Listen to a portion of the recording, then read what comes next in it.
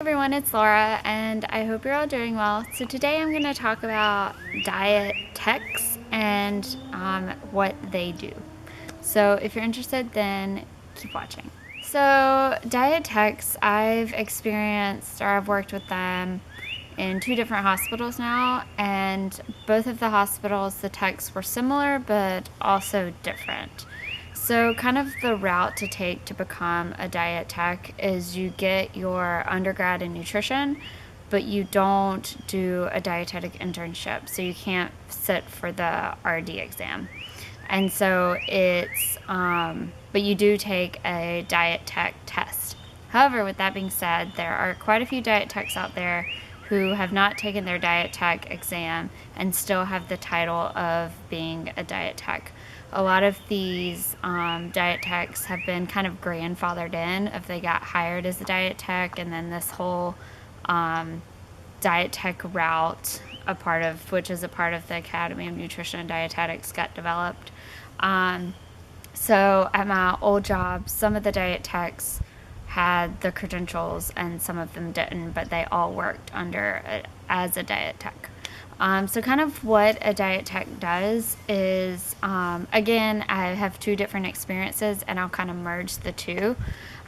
So the biggest role at my old job was to screen the patients. And so at that job, every single person got screened within 24 hours. And then within 48 hours, someone from nutrition actually went into the room and kind of screened them for the dietitian. So they determined if this patient was at nutrition risk.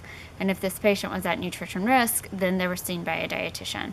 So a lot of their questions are, how's your appetite? How have you been eating? Here's our menu. This is what we offer. Have you had any recent weight changes? If so, how much? In what time frame? Do you have any chewing or swallowing problems? And some techs too will do education. So the tech on one of my floors, she did Coumadin education. So she would educate the patients who were started on Coumadin or on Coumadin, making sure they knew what they could and couldn't eat. The diet tech, and at that hospital, that was a huge hospital, we had like quite a few techs. My new hospital, granted it's a smaller hospital, but we only have 1 tech. And she'll also screen patients. She'll go in, same kind of ordeal. She'll ask how they've been eating, or is there anything that I can get you to help with your appetite? How's the food? And get food preferences as well. So are there some things that you absolutely don't like? Are there any foods you're allergic to? And kind of inform the kitchen of those preferences and things like that. What she will also do is because she is someone who did undergrad in nutrition and just didn't go on to do the internship. So she will actually educate patients on diabetes. She'll educate them on heart healthy, on congestive heart failure. She'll pretty much do any educations except for like tube feed. She won't do tube feed educations. What other ones? She wouldn't do like ostomy educations or anything to do with things like that. The benefit of being a tech is you do get that patient interaction. You do get the satisfaction of feeling like you're helping patients, because nutrition is such a big component of health and getting better. Honestly, the diet techs in Chicago, I have no idea what they made. No idea. But the diet tech I work with, she doesn't make a whole lot of money. But if that's something you don't care about, then great. But if it is, then becoming a diet tech probably isn't for you. You can actually like go on like Glassdoor or just Google salary of a diet tech. I have no idea what's going to come up, but it's not a super high paying job. But it is good to kind of get your feet wet and decide, is this something, do I want to stay in the healthcare field? Do I want to become a dietitian? Do I want to become a certified diabetes educator? There are different routes you can take. once you've gotten your undergrad in nutrition and kind of working as a diet tech. So it is a good way to know if being in the hospital is even something you want. The downside of a tech versus a dietitian, a tech is, from my knowledge, is strictly in the hospital, versus a dietitian, there's a lot of different routes you can take.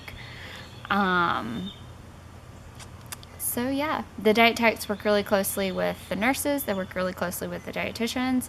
The tech will share floors with other dietitians. So the dietitians that have the techs. So techs typically aren't on ICU floors. They're just on general medical floors. So whichever dietitian is paired with that tech, you'll have morning rounds with them, go through all your patients, see who they're seeing, who you're seeing, and just check in on all your patients. The relationship between a tech and a dietitian is really strong. You work really closely with them, and they also work really closely, like I said, with the nurses, and they also work really closely with the kitchen, because I'm not gonna lie, this doesn't happen as much with my current job, but my old job, a lot of times too, when they were short. So there's also diet clerks. So these are people in the hospital setting who they work in the kitchen and they answer the phones, and they work a lot with the computer system. So like the diet tech will say, hey, this patient is requesting blah, blah, blah, blah, blah. And the clerk, we can put it in, but the clerk also puts it in. It's easier just to call the clerk. So sometimes diet techs, if the clerks are running short or a clerk calls in, sometimes they'll help out with that job. It all depends on where you work and what that hospital is like, I guess. So yeah, I hope this helped you, and I hope it answered your questions. I do think it's a good job to kind of figure out which route you want to take if you want to stay in the area of nutrition and whatnot. I'm actually going to leave a link below for some more information on, because honestly, I'm not exactly sure if how intense the test is and things like that. Anyways, I'm going to leave some resources down below for you to look further into becoming a diet tech. If I hadn't have gotten an internship, I likely would have become a diet tech, or I would have taken like the pharmaceutical route. I don't really know. So yeah, again, I hope this helped you out. I'll leave some resources below. If you have any additional questions, or if I didn't answer your question, then please feel free to ask away. I'm here. If I don't have the answer, then I'll find a resource or find someone who does. But anyways, okay, well, I'll also leave links below. I'm available for individualized meal plans as well as one-on-one counseling.